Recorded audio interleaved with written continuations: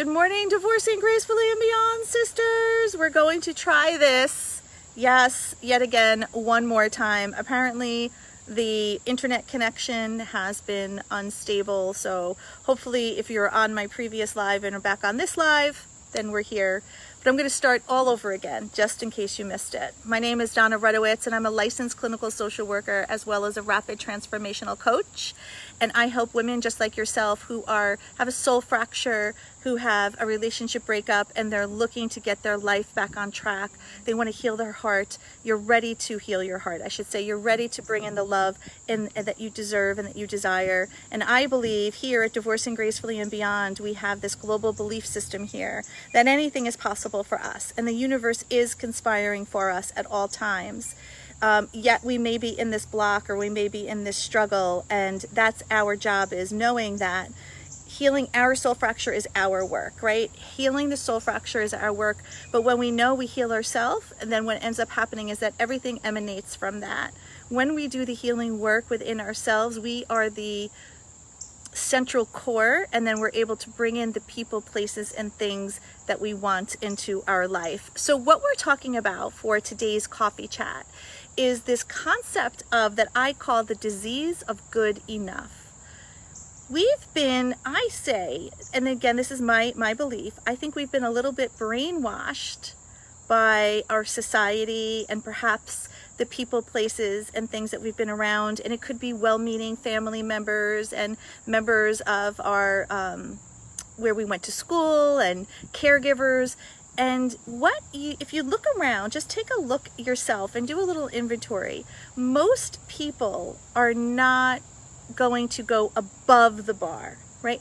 Most people will reach a minimum level of what they have in them as a human being and as a person and as a soul fracture. And it's not because they don't have the ability to do it. It's not because the possibility isn't there to do it, but it's because of what's going on here, right? The limited thoughts of what's possible. So let's put this in the framework and the structure of divorce and relationships. So let's say you've been hurt, right? And your heart's been broken, and you hear what your friends and family are telling you, especially if you've been divorced or you've been hurt for a little while, like, just kind of get over it, let's move it, time heals all wounds. And while that's okay, right? Because there is some truth to that. Time does allow us to process through things, and it does give us the ability to manage a little bit. But here's the difference, is that advice is exactly what we don't want to be doing, right? It's exactly the opposite of what is good advice when it comes to healing our soul fracture, creating our dream life post-divorce. Because what's happening is all of that, those toxic emotions and pains and beliefs, what's happening is all they're doing is they're getting embedded deeper and deeper and deeper into the subconscious. And so what's happening is consciously you're saying to yourself, okay, I'm ready to get out there again. I'm ready to date. I'm ready to do all of these things. And then what ends up happening is it just ends up being a disaster, or you get hurt again, or you enter into this relationship thinking this is going to be a wonderful relationship, only to find out that it wasn't.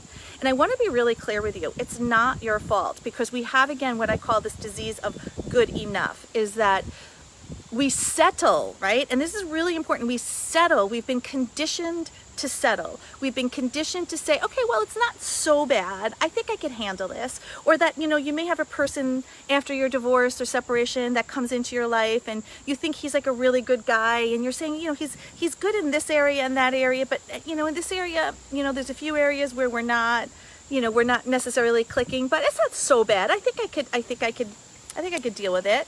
That's where we're doing a disservice to ourselves, because what we're doing is we're rationalizing and we're minimizing what it is we really need and desire. And we're not stepping up to the table with this belief system and this framework to say, no, wait a minute. I'm not settling again. You just came out of a divorce. You just came out of a relationship that didn't work. Why would we settle again, right? This is not the time to settle. And the problem is that we don't have healthy frameworks around us to give us the support that we need and the guidance to see that, wait a minute, this is possible. What is possible for a healthy relationship? What is possible for a relationship for myself? What is possible for my life after myself, right? After this divorce? Because so many times we've been hurt and we try to use the same tools that we use at work and the same tools that we use in our family, and we apply it in this area, and guys, it doesn't work. It's different tools. It's a whole new set of tools. It's kind of like this. Think about me as a plumber, and I'm a master plumber, and I have all the best tools. I have copper piping, I have everything possible that I need, and I decide that I want to go be a baker, and I decide I'm going to be a pastry chef. So I go to France, I hire the best pastry chef, I get there with all my plumbing tools. The plumbing tools are great, but they're not going to help me be a pastry chef.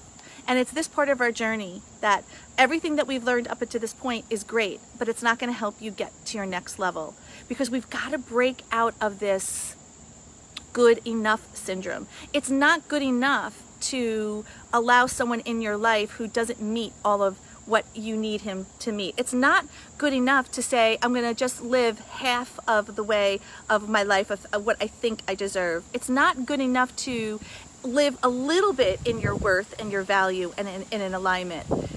Here's what's good. We don't do good enough. We do exceptional, right? So we're divorcing gracefully and beyond. We don't live just a good life. We live an exceptional life. Now, I'm not saying we're better than anybody else, and I'm not saying you have to be overly critical, but what I am saying is we have standards, right? We have standards that we go by, and we have those standards that are raised higher.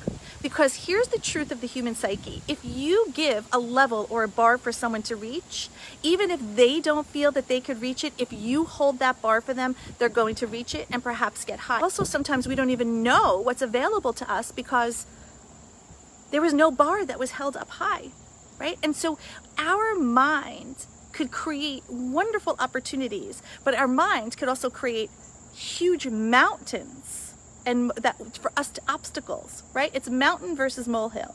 We have mountains of opportunities that we could do, but then also our mind could create these molehills and these huge gaps and the valleys to prevent us from doing the work that we need to be doing and creating this amazing life. And this is why, to me, the good enough disease and this good enough syndrome that we have leaves women living a fraction of themselves, a fraction of what they're worth, a fraction of what really fills their heart, because they're giving in, or they're just settling for what the world is telling them, that this is the best you can have. But this is not the best you can have. I can assure you that it's not the best you can have. We haven't touched into the best you could have. And don't settle. Don't settle for anything. Don't listen to your friends that saying just get over it and just settle and he's a good guy and you could get over these other things. Don't settle. Especially when your heart tells you, wait a minute, this is not the right relationship for me, or wait a minute, I feel like there's something off. The worst thing you could do is settle. We've got to get out of this mode of the good enough and step into exceptional, because let's remember something. You, my friend, are beautiful. You are divine. You have a goddess inside of you that is ready to do the work, that is ready to receive the love. And the only reason why you haven't reached that bar for yourself or that level for yourself is you didn't have the tools, the community, and the mentorship to help you.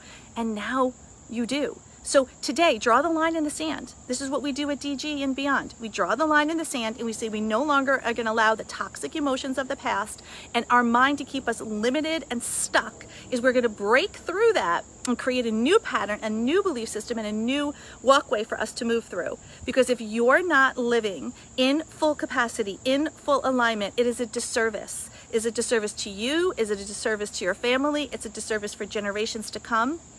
It's time. And don't wait, because I did it. I was you. I used to follow someone who was, I think I followed her for 8 years before I did the work. And I finally did. And thank God I did, because it's what changed my life. And so it's time for you to do your work. We do it for everybody else, and don't wait. This is where I implore you, don't wait to do the work, because years go by. Guys, you know my story. I talk to women every day, and I'll have a conversation with someone, they're talking, they're telling me about their heart and their divorce, and I'll think, man, it seems like they just had this divorce yesterday, only to find out the divorce was 20 years ago. Because the good enough syndrome keeps us sort of just hobbling at this very low level of what our life could be. And instead of actually living and experiencing the life that's in our heart, that's in that soul is we're just dreaming it. We're hoping for it. We're not living it. There's a big gap there. There's a very big gap between thinking something and actually doing something. And don't let it confuse you, right? That a lot of times we think that we're making progress when we're really not. We're just really, really busy, but we're not being effective. We're not being productive. And so taking action, the first thing you could do for yourself is take action in your soul, in your heart, and do the work. And if this is something that is aligning with you, hi Robin, hi Bonnie, hi Diane, I'm so glad to see you back. Book a call with me, let's chat. Let's chat to see where you're at. It's a 45-minute breakthrough call. There's no pressure. It's just you and I touching base, seeing where you're at. If I feel like it helped you, I'm gonna let you know. If I feel like I can't, I'll let you know too, and I'll give you the right resource. But my specialty is helping you heal that soul fracture, to identify what it is you want in life, to give you the community and the mentorship to build it, the anchor to build it, get out of the mindset, those subconscious beliefs, patterns, and behaviors that have kept you stuck, give you the right tools to have you move down the path, because you could have joy in your heart and wake up joyful every day. You could have that love of your life on your arm. You could have the success in the career and the level of career that you want. You could reach the goals that you want. You could have the confidence that you desire. You could step into the courage and the bravery that you know is in your heart. And you also could have that, just what I say the biggest gift of all is waking up with that true peace in your heart and knowing that it's wonderful. It's wonderful to have that other person on your arm, but the most important person is to have you back, your soul, your love, your heart, to have you back where you're waking up and saying, man, my divorce was something I've been through and it sucked. It sucked. There's no other word. But I'm happy, and I know I have a future, and I've got the whole world ahead of me. The world is my oyster, and I'm not going to look at my obstacle. I'm not going to look at my molehill. I'm not going to look at that valley. I'm not going to look at the mountains as my obstacles that I can never get over. I'm going to look at them as understanding and developing a strategy to move through them, because that's all it is. It's perspective, my friends. Either the mountains are going to block you or you move through them. We create tunnels. There's nothing that blocks us. We move through them. So book a call with me. Link is below, and I'll see you guys later. Have a great day. Bye.